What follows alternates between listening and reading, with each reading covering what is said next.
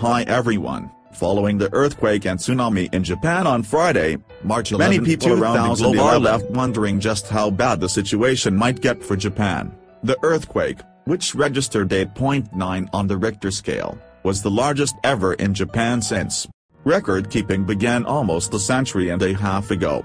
This jumbo-sized earthquake was so big, in fact, that it not only triggered a tsunami water wall that was 23 feet high and washed inland for 6 miles, but it also moved the geography of Japan an entire 8 feet, shifting the Earth's axis by 10 centimeters. This tragedy also left an estimated 10,000 people dead and Japan's Fukushima Daiichi nuclear plant unstable. What is the worst-case scenario for Japan in the upcoming days?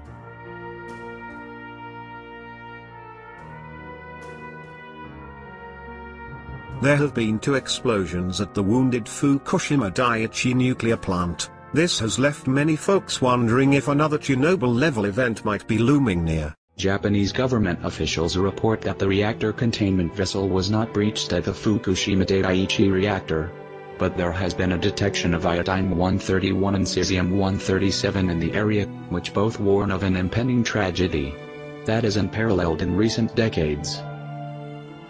With the damage of 2 or more reactor cores during the ensuing aftermath following the earthquake, when there was no electricity to power the cooling of the reactor, it is clear that at least a partial nuclear meltdown at this plant has already taken place. At this time, a best-case scenario is that the melting nuclear reactor cores are drowned with enough water from the surrounding sea to avoid their further meltdown and release of radioactive steam.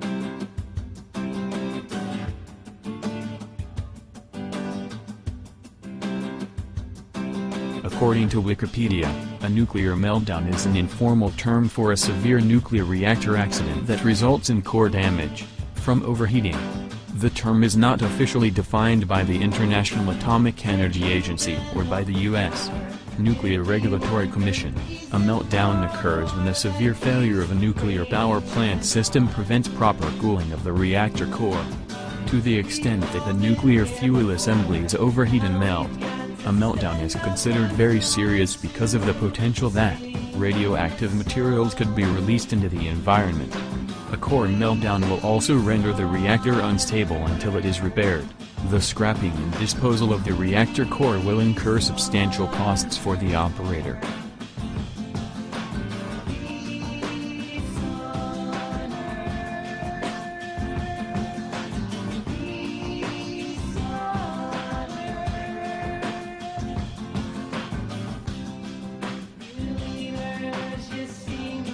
According to reports from the warship USS Ronald Reagan on March 14, 2011, radiation was sensed more than 100 miles out to sea off the coast of Japan, forcing the ship to retreat. This is a clear indication that the situation in Japan is worsening. If the current scenario plays out, the area surrounding the Fukushima nuclear plant may be rendered unusable for decades or longer into the future. Since Japan is already short on land, it is not prepared to afford such a catastrophe. As compared to the Chernobyl accident, the reactors at the Fukushima plant are at least twice as big. When taken into context with the dense population of the region, this can be a much more disastrous disaster than Chernobyl. Thus, in a worst-case scenario, northern Japan and their area around the nuclear power plant may be isolated and rendered useless in upcoming decades. This isolation includes the inability of the region to farm the land. Before this disaster, the arable land that can be used for farming in Japan was scarce at best. In fact, Japan's fishing industry goes a long way towards feeding its peoples. Wheat and rice production in Japan is very minute when compared to other Asian countries.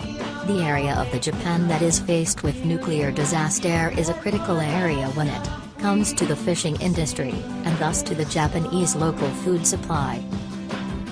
With the immediate release of radiation from the nuclear emergency, groundwater and soil will become contaminated. And ultimately, the waters off Japan where fishing takes place.